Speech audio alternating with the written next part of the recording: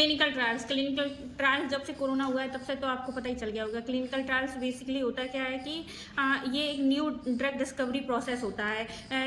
Market में कोई भी ड्रग उतारने से पहले हम लोग क्या करते हैं, उसको चेक करते हैं कुछ वॉलंटियर्स पे कि उसकी सेफ्टी, एफिकेसी, सारी चीज़ें देखते हैं। क्लिनिकल ट्रायल्स की 4 फेजेज होती हैं basically.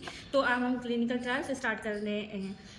Clinical trials is just a part of new drug discovery aim to compare response of new treatment with that the existing one. A clinical trial is a planned experiment that involve volunteer and patient. ये क्या होता है, एक planned experiment होता है और हम compare करते हैं रिस्पॉन्स न्यू ट्रीटमेंट का, जो ट्रीटमेंट ऑलरेडी एग्जिस्टिंग है उससे। Clinical trial generate data on safety and efficacy.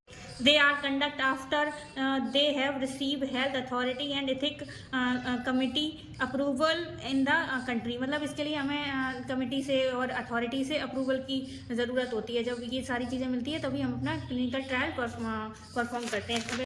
Faces of clinical trials, faces क्या, 4 फेसेस होती हैं क्लिनिकल ट्रायल पे। फर्स्ट फेज होती है सेफ्टी और टॉलरेबिलिटी इन हेल्दी वॉलंटियर। जो हेल्दी लोग हैं उनमें हम चेक करते हैं कि हमने जो मेडिसिन दवाई दी है उससे उनमें क्या कोई साइड इफेक्ट हुआ है या नहीं है, वो टॉलरेट कर गए। ये 20 से लेके 100 तक होते हैं वॉलंटियर। यहाँ सेफ्टी और टॉलरेबिलिटी चेक करते हैं। सेकेंड है फेज 2, इसमें efficacy and safety in patient check करते हैं। थर्ड है confirm efficacy and monitor side effect in large patient population. इसमें हम 100 से 300 तक ही करते हैं, फिर इसमें हम 300 से 3000 तक करते हैं। इसमें हम क्या करते हैं, कंफर्म कर देते हैं एफिकेसी और मॉनिटर करते हैं साइड इफेक्ट लार्ज पॉपुलेशन पे। फोर्थ फेज क्या होता है, जैसे आपने देखा होगा कि कुछ मेडिसिन होती हैं वो मार्केट में तो आ जाती हैं, लेकिन क्या होता है फिर वो वापस चली जाती हैं। तो ये क्या होता है, post marketing surveillance for long term effect and safety. Clinical trials का हम लोग ट्रायल प्रोटोकॉल देख लेते हैं। ये क्या होता है, it is a complete written description and scientific rational for the research activity involving human subject. इसमें टाइटल पेज होता है, सिग्नेचर होता है, कंटेंट पेज होता है, लिस्ट ऑफ एब्रीवेशन है, introduction, objectives, study design method, safety, adverse event, regulatory guidance and static section. एक एक करके हम सबको देख लेते हैं। टाइटल पेज, उसमें क्या होता है, include the title, sponsor, investigator, information, signature, इसमें और जितनी भी हेल्थ केयर अथॉरिटीज़ हैं, प्रोफेशनल हैं, उन सबके सिग्नेचर होने चाहिए। लिस्ट ऑफ एब्रीवेशन, जो भी हमारे एब्रीवेशन यूज़ हुए हैं उनकी लिस्ट। इंट्रोडक्शन, एब्स्ट्रैक्ट, इसमें क्या होता है कि समरी होनी चाहिए जो 2 पेज से ज़्यादा नहीं होनी चाहिए, जिसमें हम अंडरस्टैंडेबल हो सारी चीज़ें, और बैकग्राउंड एंड रेशनल, और जो भी हमारा एलिजिबिलिटी क्राइटेरिया, जो भी लोग या जो भी परफॉर्म कर रहे हैं, जिन पर परफॉर्म हो रहा है, उनकी हिस्ट्री, डिसीज, ट्रीटमेंट, और एज क्या है, जेंडर क्या है, ये सब चीज़ें देखी जाती हैं। और जो हमारे ये बच्चे हुए हैं, सेफ्टी, मतलब कि इसमें कोई एडवर्स इवेंट तो नहीं हो रहा, रेगुलेटरी गाइडेंस, मतलब कि सारी गाइडेंस फॉलो हो रही हैं कि नहीं। इंस्टीट्यूशनल रिव्यू बोर्ड और इंडिपेंडेंट एथिक कमिटी, ये कहते हैं it is an independent body to protect the right and welfare of human research participant. मतलब जो क्लिनिकल ट्रायल्स में जिन लोगों ने पार्टिसिपेट किया है उनके राइट्स और वेलफेयर को हम इसमें देखते हैं। The main purpose of this committee क्या होता है, इसका मेन पर्पस होता है to protect the right, safety and wellbeing of the subject whose participate in the trial. जिन लोगों ने ट्रायल में पार्टिसिपेट किया है वो ठीक है कि नहीं, उनकी सेफ्टी, उनके राइट्स, ये सारी चीज़ें इसमें हम देखते हैं। Composition of institutional review board और इंडिपेंडेंट एथिक कमिटी के देख लेते हैं। Consist of member whose collectively have the qualification and experience to review and the evaluate the science, the medical aspect and ethics the trials.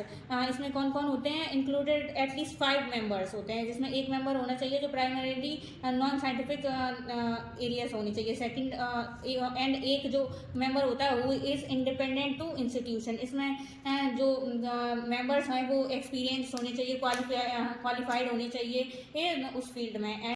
Responsibilities क्या क्या होती हैं, safe guard the rights, safety and wellbeing of the trial subject, review A proposed clinical trial that is a reasonable time and documented its view in written, conduct continuing reviewing their each ongoing trials at least 1 year, 1 year के लिए हमें continue review करना है। ensure that the information regarding payments to subject, next इसमें है हमारा procedure है, क्या है, initial submission and administrative review. Second है हमारा क्या है, रिव्यू एंड डिसीजन होता है, अप्रूवल हुआ है या कंडीशनल अप्रूवल है, कोई कंडीशन लगाई गई है अप्रूवल में या डिसअप्रूवल हुआ है। Post approval activity continuing review होता है, adverse event reporting and safety closure.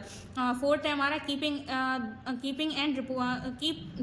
Record keeping and reporting, इसमें मीटिंग मैनेज होता है, करस्पॉन्डेंस एंड एनुअल रिपोर्ट्स होती हैं। फिर है मेंटेनेंस क्या हमें एटलीस्ट 3 years तक रिकॉर्ड को मेंटेन करके रखना होता है। Remain all the relevant records for a period of at least 3 years after complete of the trial। IEG नहीं है यहाँ पे, C है, कमिटी गलत हो गया, थोड़ा सा चेक देख लीजिएगा। Maybe asked by the investigator sponsor और regulatory authority to provide copies of written procedure and membership list. ठीक है, ये कंप्लीट हो गया हमारा। और भी आपको कुछ चाहिए हो क्लिनिकल ट्रायल्स में या आपके को, ये बेसिकली एम फार्मा के लिए और बी फार्मा के लिए, दोनों के लिए है। आप इसको एग्जाम में सफिशिएंट है लिख सकते हैं। अगर आपको और भी टॉपिक पढ़ने हो एम फार्म के तो आप प्लीज़ कमेंट करिए, मैं या बी फार्म के, तो मैं उस पर वीडियो बना दूँगी। Thank you.